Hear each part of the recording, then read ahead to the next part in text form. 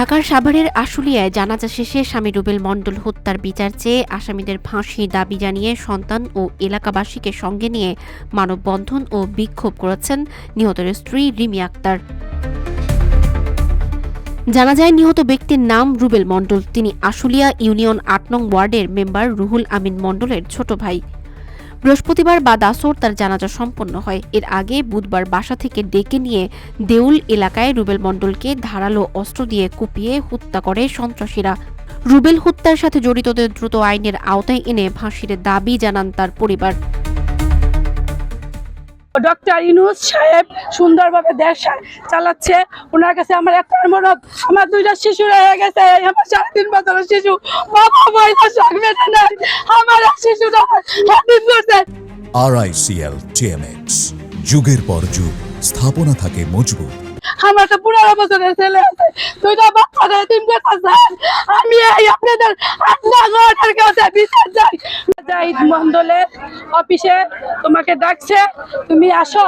উনি বলছে কেন যে এখানে আমরা মিটিং আছে, তোমার ওনার বড় ভাইয়ের সাথে শ্রদ্ধা করার কোনো ঝগড়া নাই, কাইছে নাই, কিছু না, ভালো মধ্যে ডাক দিয়েছে। সরল মনে ওখানে নিয়ে গেছে, নিয়ে যায় আমার স্বামীরে বাইরে ফেলাইছে। স্যার এটি এই খুনিদের আমি বিচার চাই।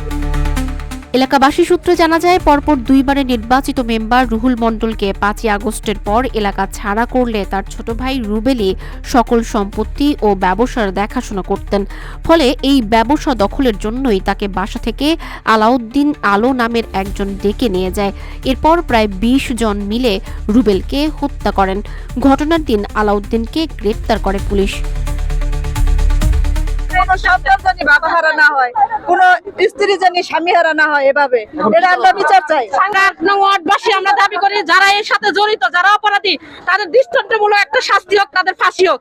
কারণ তারা যেন এটা দেখে শিক্ষা নেয় যে আর কোনো মায়ের কোল যেন তারা খালি না করে, আর কোনো সন্তানকে যেন তারা এতিম না করে, আর কোনো ভাইকে যারা তারা ভাই হারা না করে। এটাই আপনাদের কাছে, আপনাদের মাধ্যমে আমরা সবার কাছে বিচার চাই। যারা এই জঘন্য কাজ করেছে তাদের উদ্দেশ্য ছিল সন্ত্রাস, চাঁদাবাজ এবং রুল মেম্বার হয়েছে একজন জনপ্রিয় মেম্বার, ওনার ব্যবসা বাণিজ্য প্রতিষ্ঠান দখল করা। কারণ আমাদের অনেকভাবে আমরা কোনো রাজনীতির সাথে জড়িত নয় এবং রাজনীতি করিও না, আমাদের কোনো পদ পদবিও নাই, কিন্তু এরা মিথ্যা মামলা দিয়ে আমাদেরকে এই হয়রানি করাতেছে, এমনকি আমাদের ব্যবসা বাণিজ্য সব দখল করে নিতেছে। ওদের উদ্দেশ্যই চাঁদাবাজ যেমন জোর দখল করে সন্ত্রাসগিরি করা, এমনকি আমার ছোট ভাইকে ওরা নিঃস্বভাবে খুন করেছে।